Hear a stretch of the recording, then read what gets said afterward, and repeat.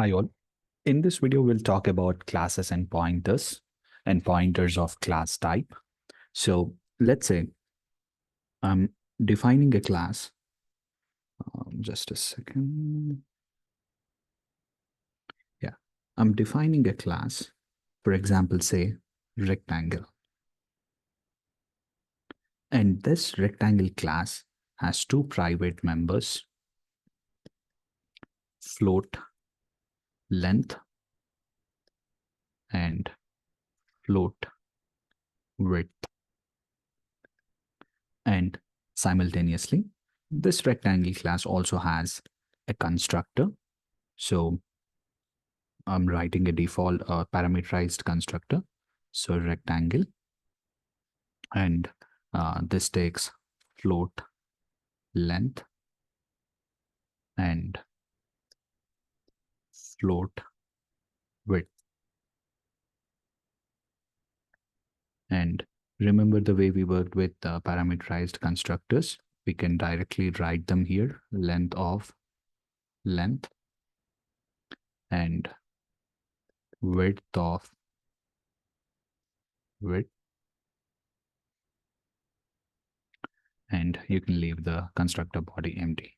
So I just wrote the constructor, and then let me write getter functions too. So, or let me write a print function. So void print, and the role of this print function is to just to print length and width of rectangle. So cout, and all it says is that length is equal to whatever the value of the length,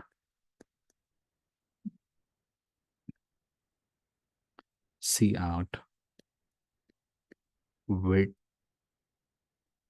is equal to whatever the value of width.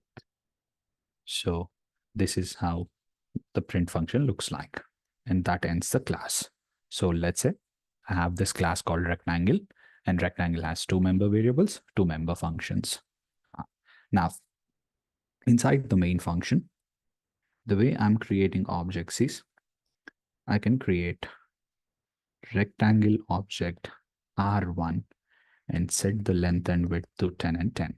So as soon as I create this object, draw the layout of the memory so that it will be intuitionally clear. So here are the length and width, 10 and 10, and this is R1. So this is for length and this is for width. And let's say I'm creating another rectangle object R2 with 20, 20. So somewhere here I have R2 inside the memory. This value is 20. This value is 20. This is length and this is width. Now, so far we have seen pointers of different types. For example, if I want to create a pointer of integer type, I'll do this. If I want to create a pointer of float type, I'll do this. If I want to create a pointer of double type, I'll do this. Now, what if I want to create a pointer of rectangle type? Then I'll do something like rectangle ptr. And this means whatever the pointer variable that I'm creating, this is capable of pointing to rectangles. So pointer variable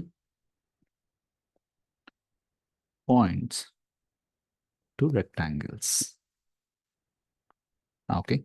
And the way I can make that variable point is simply use the variable and symbol and give the object. So this means this pointer now points to this memory location. So that's how we can write pointers to classes. And now, if I have a pointer to a class, I can use the arrow symbol. So remember, we have used this arrow symbol using the this operator. This is something similar.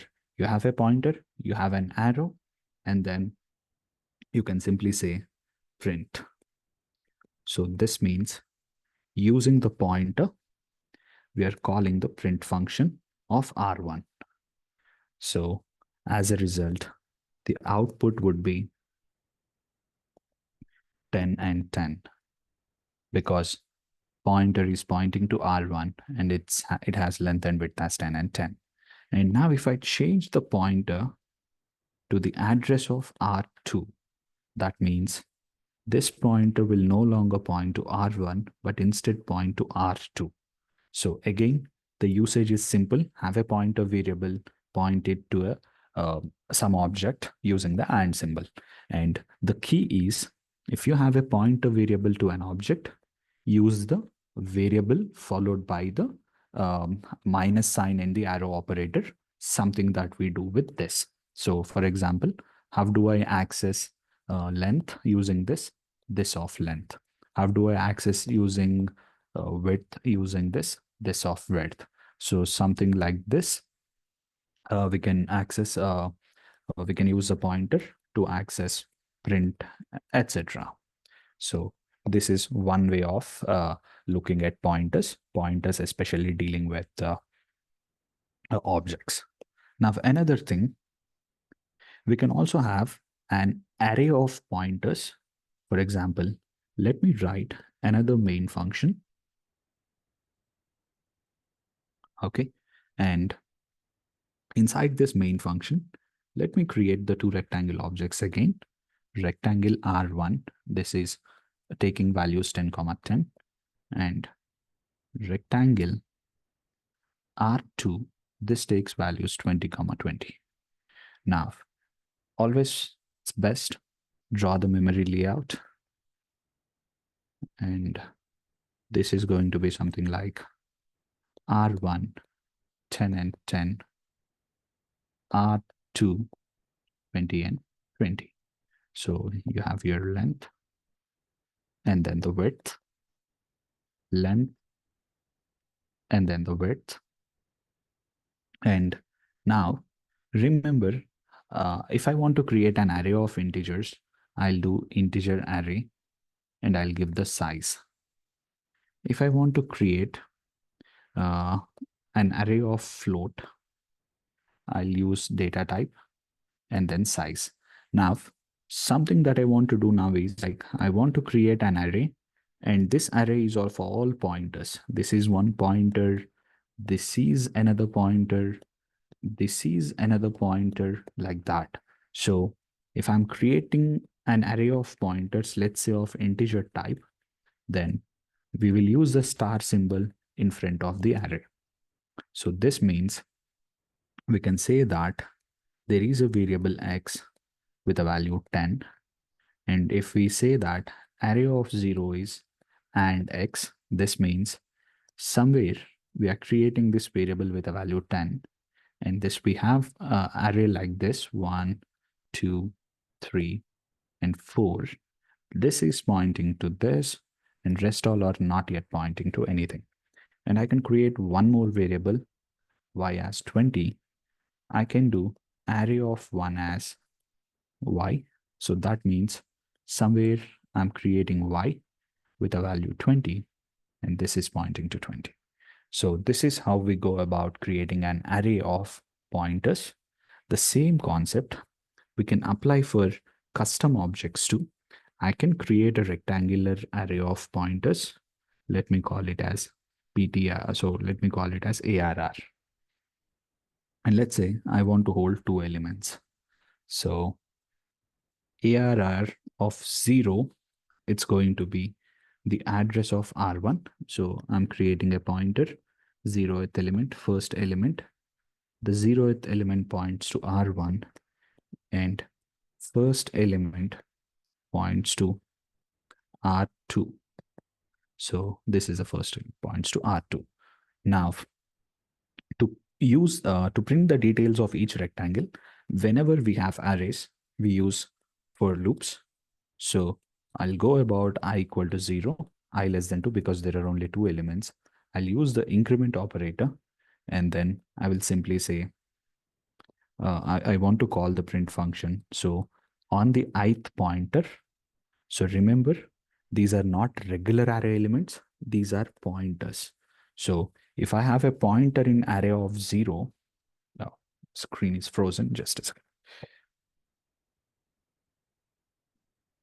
0, I should use arrow operator and call the function print. If I have, and yeah, so when I is 0, it will print array of 0 of print. So that means array of 0 is pointing to this R1. So that is equivalent to R1 dot print. And when I is 1, it's referring to R2. That's equivalent to R2 dot print. So in this way, we can work with arrays of pointers of custom class like that. So please go through this video and practice this. That's all I have to talk about pointers and arrays. Thank you.